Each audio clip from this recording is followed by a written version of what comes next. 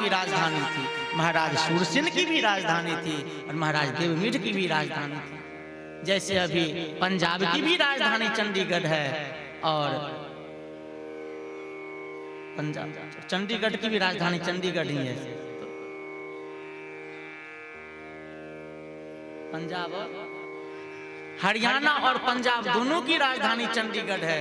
उसी प्रकार महाराज शूरसेन का भी और महाराज देवमीढ़ दोनों राजाओं की राजधानी मथुरापुरी थी। तो यह मथुरापुरी के राजा महाराज उग्रसेन थे और उग्रसेन के भाई थे देवक। तो वसुदेव जी का 17 विवाह हो चुका था। अब यह 18वां विवाह था। यह 18वां विवाह वसुदेव जी का देवक की सबसे छोटी कन्या जो देवकी थी, देवकी जी के साथ हुआ। अब यह उग्रसेन का पुत्र जो कंस था, यह देवकी जी से बहुत प्रेम करता था। जब विदाई का समय आया तो यह कंस देवकी जी को जिस रथ से जाना था उस रथ पर बैठ गया, घोड़े की चाबुक पकड़ ली और श्री वसुदेव जी और देवकी जी रथ पर बैठ करके जा रहे हैं। भैया तो देवतागण भी बड़े दुष्ट हैं, अपने काम बनाने में बड़े चतुर हैं। देवताओं ने आकाश की ओर से यह आकाशवाणी की कि अस्यास्त्वाम अष्टमे गर्भो हंता जाम बहसे, कि इस देवकी का जो 8वां पुत्र होगा वो भोजराज कंस तुम्हारी मृत्यु का कारण होगा। और जब देवक महाराज ने, जबकि वसुदेव जी का 18वां विवाह था, अपने बेटी का विदाई किया तो इन्होंने कितना दहेज दिया? तो चतुःशतम पारी बरहम गजा नाम हेम मालिनम अश्वा नाम युतम सार्धम रथा नाम चत्रखट पदम दासी नाम सुकुमारी नाम द्वैशतैशम अलंकृत है दुहित्रे देवकः प्रादाद यानी दुहित्रे वत्सल। श्री सुखदेव गोस्वामी वर्णन कर रहे हैं, देवकी के पिता देवक ने अपनी पुत्री से बड़ा प्रेम किया और कन्या को विदा करते समय उन्होंने सोने के हारों से अलंकृत 400 हाथी, 15,000 घोड़े, 1800 रथ तथा सुंदर सुंदर वस्त्राभूषणों से विभूषित 200 सुकुमारी दासियां दहेज में दी। अब जब देवताओं ने आकाशवाणी की कि ओ कंस, इसी देवकी का 8वां पुत्र तुम्हारी मृत्यु का कारण होगा। अब इस आकाशवाणी को सुनकर के कंस ने अपने हाथ से रथ और चाबुक फेंक दिया, रथ से कूद पड़ा, अपनी बहन देवकी का केस पकड़ करके रथ से गिरा दिया और वह मारने का प्रयास करने लगा। वसुदेव जी ने बहुत समझाया कि इस शुभ अवसर पर और आप देवकी की हत्या करेंगे यह उचित नहीं है, लेकिन इसने नहीं माना। वसुदेव जी ने धर्म का भी भय दिखाया कि आपका यह भोजकुल जो है इतना पवित्र है, तो आप अपनी बहन की हत्या करेंगे, यह भोजकुल कलंकित हो जाए। लेकिन जब कंस ने नहीं माना तो वसुदेव जी ने कहा कि आपको इसके 8वें पुत्र से भय है, इसके पुत्रों को ला करके मैं आपको दे दिया करूं। अब कंस समझ गया कि वसुदेव जी झूठ नहीं बोल सकते हैं। वसुदेव जी देवकी को लेकर के अपने महल में आए।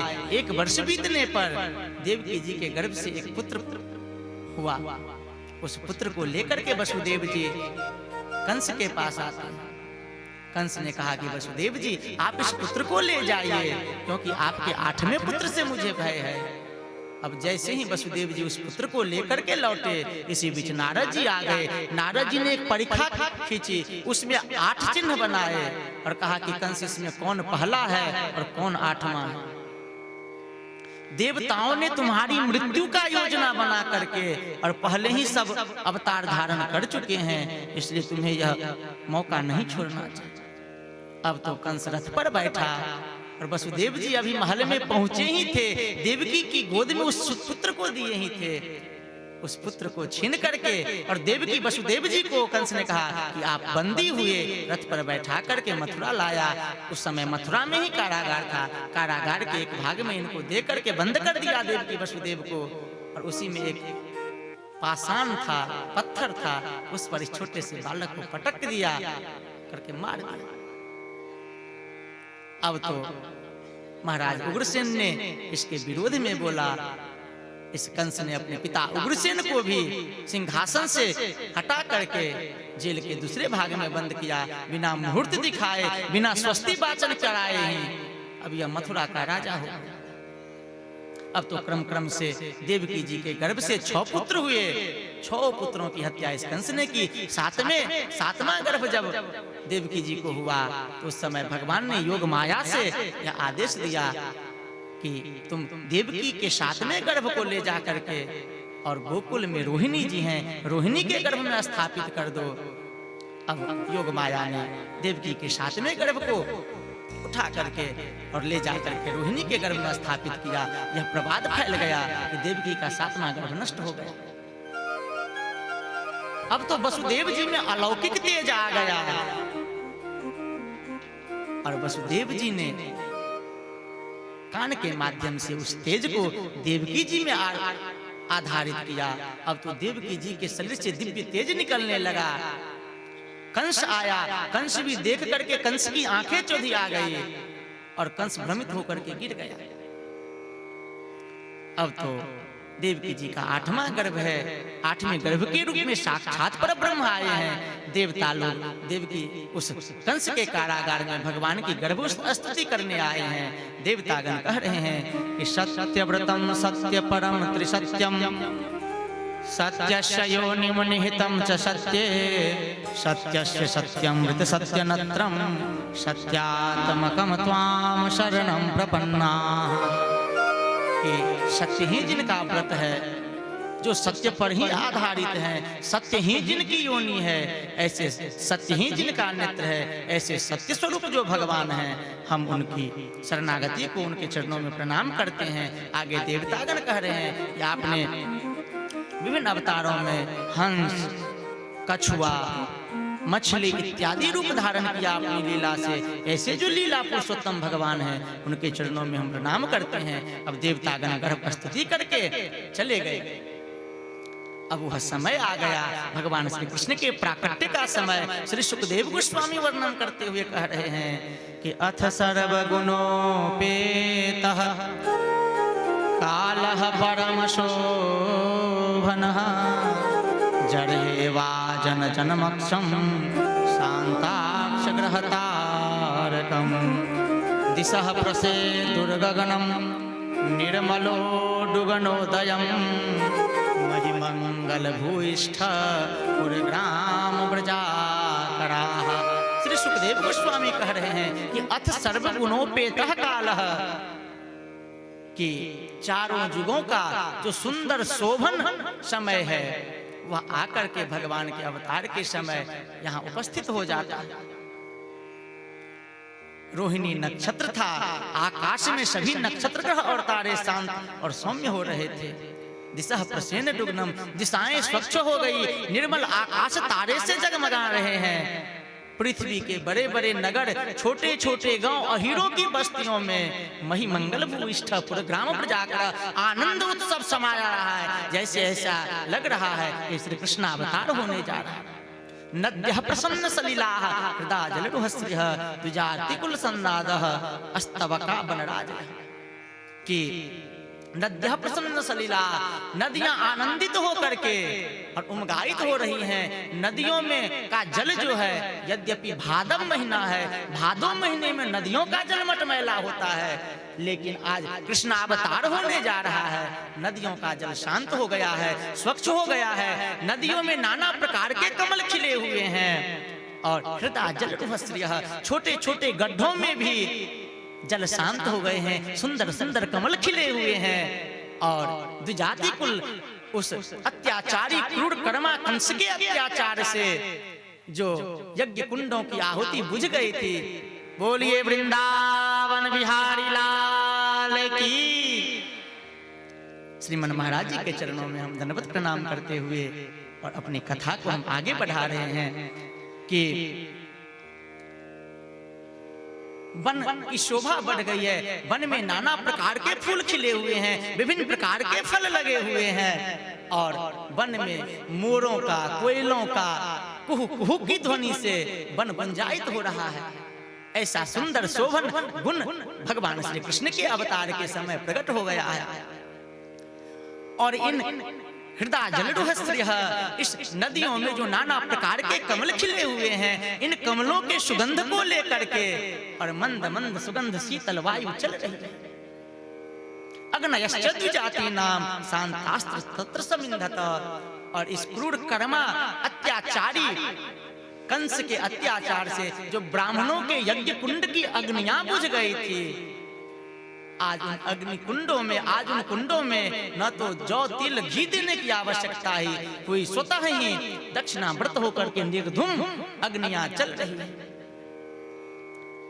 और जन जन के हृदय में आनंद का सराबोर हो रहा है, आनंद उमगायित हो रहा है। जाय माने जने तस्मिन ने दुर्दुलतुम बई, जन जन के हृदय में आनंद की बाढ़ आ रही है। आज तक देवतागण जब संभल करके अपने वाद्य यंत्रों को बजाते थे तो ऐसा सुंदर शोभन युग नहीं होता था, समय नहीं बनता था। आज देवताओं की दुमदुमियां बज रही है, नगाड़े बज रहे हैं और देवतागण नंदन कानन के पारिजात पुष्पों की राशि राशि वर्षा कर रहे हैं। अब ऐसे सुंदर शोभन समय को देख करके और भगवान कंस के कारागार में माता देवकी के गर्भ से प्रकट हो जाते हैं। बोलिए वृंदावन बिहारी लाल की जय हो। कंस के कारागार में माता देवकी के गर्भ से जो भगवान प्रकट होते हैं, तम अद्भुतम बालकमं भुजक्षणं चतुर्भुजम शंख गदायुधायुधं श्रीवत्सलक्ष्मं शोभकौस्तुभं पीतांबरम सांद्रपयोध सौभगम। भगवान चतुर्भुज रूप में प्रकट होते हैं। तमद्भुतम, अद्भुत बालक के रूप में भगवान प्रकट होते हैं। भगवान के बड़े बड़े कमलदल विस्फारित नेत्र हैं, उन्नत नासिका, उन्नत कपोल, उन्नत ललाट भगवान के हैं। भगवान के 4 भुजाएं हैं, चारों भुजाओं में भगवान शंख चक्र गदा और पद्म धारण किए हुए हैं। भगवान के शरीर पर पीतांबर फहरा रहा है, भगवान वनमाला धारण किए हुए हैं।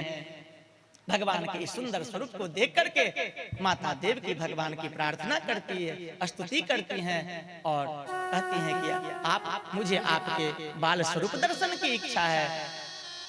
जैसे ही माता देवकी ने भगवान की स्तुति की, अब यहाँ पर सब विस्मयोत फुल बिलोचनो हरिम सुतम बिलोक्यानक दुंदुभिस्तता। भगवान के स्वरूप को देख करके वसुदेव जी भी आनंदित हो जाते हैं। वसुदेव जी ने कहा कि आपके 6 भाइयों को कंस मार चुका है, आपकी रक्षा मैं कैसे करूं, आप मुझे बताइए।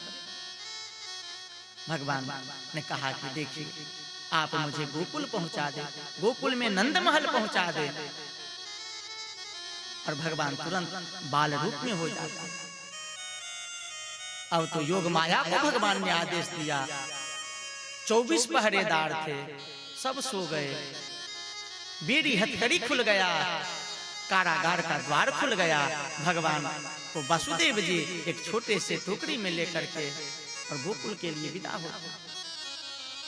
गोकुल रास्ते में यमुना जी भगवान के अवतार को देख करके प्रसन्न सलीलाहा, अगाध जल है। यमुना जी में भगवान छोटे से बालकृष्ण ने अपने चरण को स्पर्श कराया। यमुना जी शांत हो गई। यमुना पार करके गोकुल आते हैं। गोकुल में नंद महल में नंद रानी श्री यशोदा जी के सूतिकागार में जाते हैं और वहां श्री वसुदेव जी को एक कन्या दिखाई पड़ता है। उस कन्या को लेकर के और वसुदेव जी पुनः लौट करके कारागार में आते हैं। अब कन्या के रोने की आवाज आई। अब तो बेरी हथकड़ी लग गए, पहरेदार जग गए। कंस को सूचना मिली, कंस आया और देवकी जी ने बहुत मनोहार किया कि तुमने मेरे 6 पुत्रों को मार डाला, यह कन्या है, प्रदीयता मुझे दे दो। लेकिन यह क्रूर कर्मा कंस का पाप इतना बढ़ गया था, यह देवकी जी की एक न सुनी। देवकी जी की गोद से उस कन्या को छीन लिया, उसी प्रस्तर खंभ पर पटकना चाहा, लेकिन बीच में ही वह कन्या कंस के हाथ से छूट करके आकाश में जा करके अष्टभुजाओं में प्रकट हो गई और कहने लगी, ओ पापी कंस, ओ क्रूर कर्मा कंस, तुम्हें मारने वाला अन्य जन्म ले चुका। अब तो कंस बेहोश हो गया।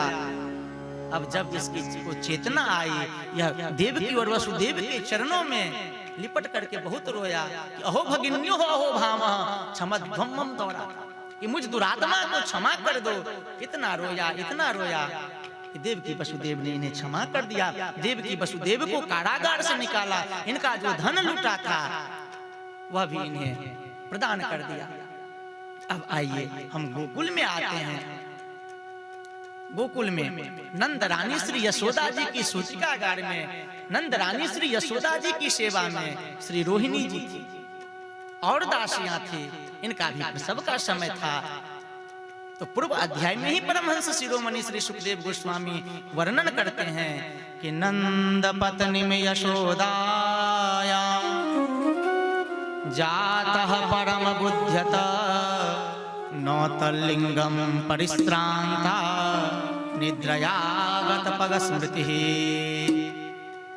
कि यशोदा जी के गर्भ से जमज संतान की उत्पत्ति हुई, लेकिन नंद पत्नी में यशोदायाम जाता परम बुद्ध्यत, कि योग माया ने श्री यशोदा जी को निद्रित कर दिया और इनकी सेवा में जो रोहिणी आदि दासियां थी इनको भी निद्रित कर दिया। इनको पता नहीं चला कि पुत्र हुआ है या पुत्री हुआ है, लेकिन यशोदा जी के गर्भ से एक कन्या और एक पुत्र की प्राप्ति हुई। वसुदेव जी को कन्या दिखी, वसुदेव जी ने अपने पुत्र को वहां रख करके और उस कन्या को लेकर के गए। तब आप प्रश्न उठाएंगे कि जब यशोदा जी के गर्भ से जमज संतान हुई थी और वसुदेव जी कन्या को ले गए और एक पुत्र को रखा, वहां पर 2 बालक होने चाहिए।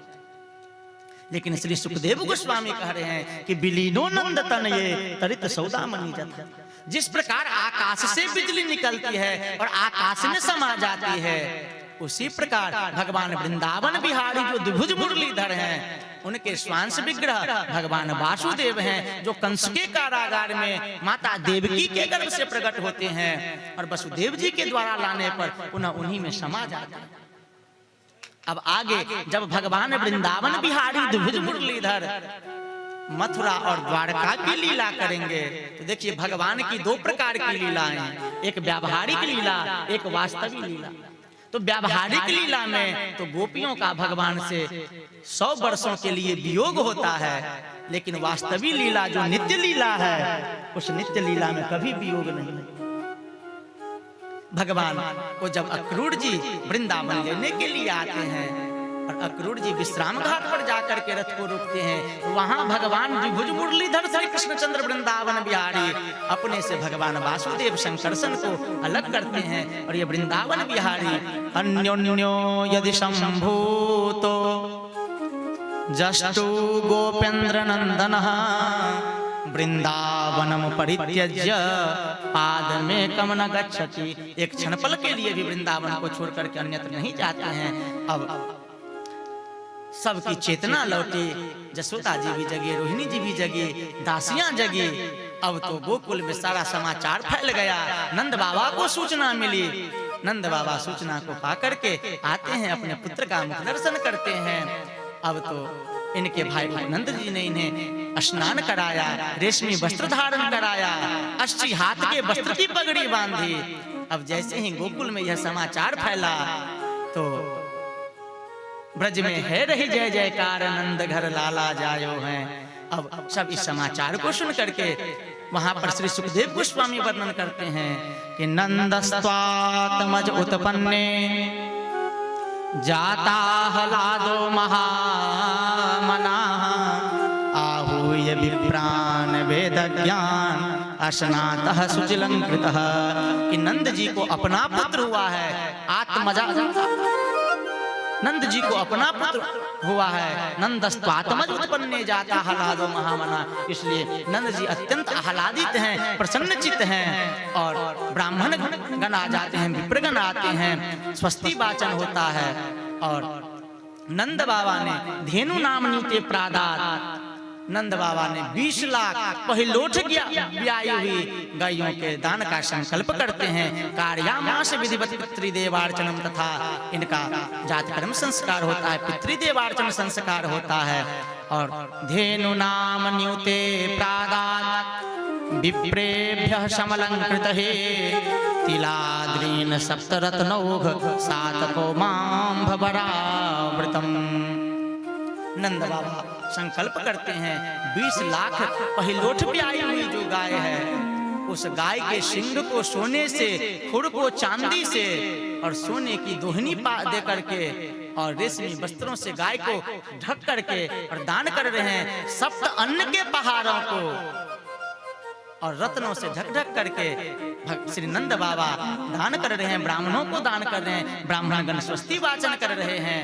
अब गोकुल के सभी ब्रजवासी गण सभी ओर से नंद महल में दूध दही माखन लेकर के और दूध दही माखन का कीच बनाते हुए लुटाते हुए और नंद महल में आते हैं। नंद बाबा को बधाइयां देते हैं और नंद बाबा दूध दही माखन का लोना लेकर के लुटा रहे हैं और इन ब्रजवासियों को खूब खूब बधाई दे रहे हैं। अब आप हमारे जो कलाकार गण हैं इनसे आप मंगल गान, उसके बाद आप एक दो बधाई का पद श्रवण करेंगे। मैं अपनी वाक् पुष्पांजलि श्री ठाकुर जी के चरणों में समर्पित करता हुआ और जो त्रुटि हुई होगी उस त्रुटि के लिए मैं सभी से क्षमा भी चाहता हूँ। बोलिए वृंदावन बिहारी लाल की, श्री बाल कृष्ण लाल की, श्री राम लला युगल सरकार की, श्रीमद् भागवत भगवान की, 100 पार्षद 100 परिकर श्रीमद् भागवत महापुराण की, समस्त आचार्य चरण जू की, श्री परम गुरुदेव सरकार की, श्री सदगुरुदेव भगवान की, श्री जगत गुरु जी महाराज की, मंचस्थ श्रीमन महाराज की, सर्व श्री संत वैष्णव भगवान की, समस्त श्रोता समाज की जय जय श्री राधे श्याम, जय जय श्री सीताराम, निताई गौर हरि बोल। अब आप एक मंगल गान तत्पश्चात एक दो बधाई का पद श्रवण करेंगे, फिर भागवत जी की आरती होगी और आरती के बाद आप लोग प्रसाद लेकर के फिर प्रस्थान करेंगे। बोल श्री बाल कृष्ण लाल की जय।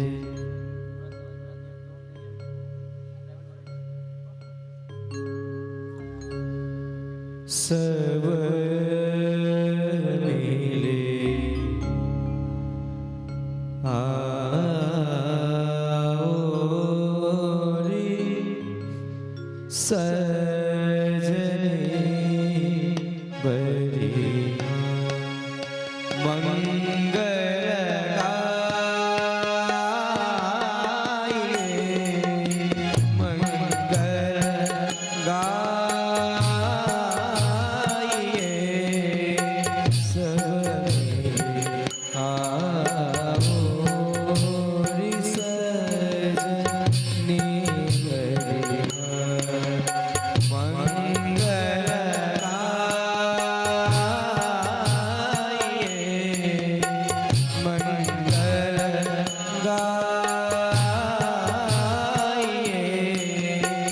सब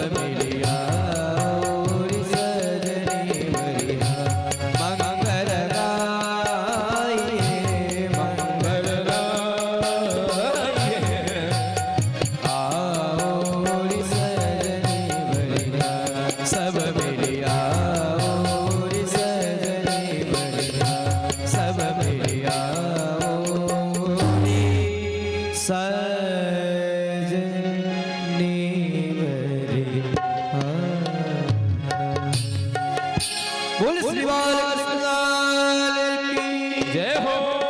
आइए शांतिपूर्वक एक दो और बधाई का हम लोग गान करें।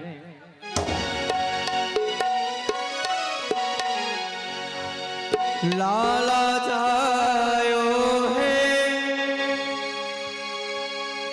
यशोदा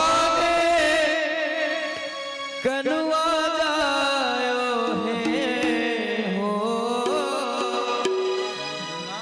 लाला जायो है यशोदा मैया कनुआ जायो है यशोदा मैया कनुआ जायो है यशोदा मैया कनुआ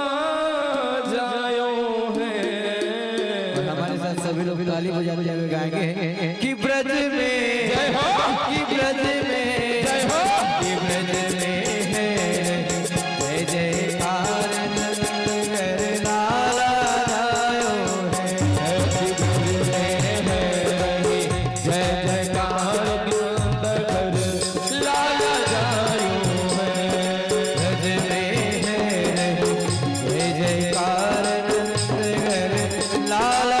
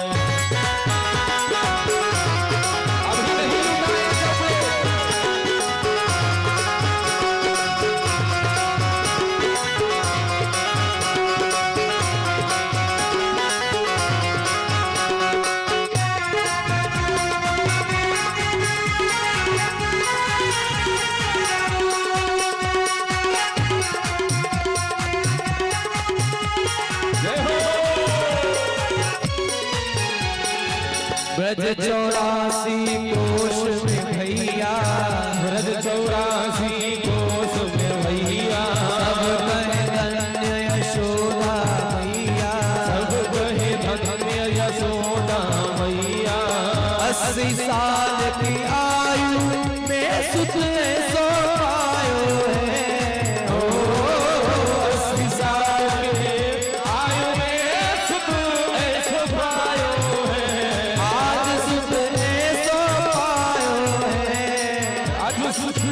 ऐसा पायो है ब्रज में जय जयकार लाला जायो ब्रज में जय जयकार लाला जायो ओम ब्रह्मा शिव सनकादिक आए महादेव सनकादिक आए सिद्ध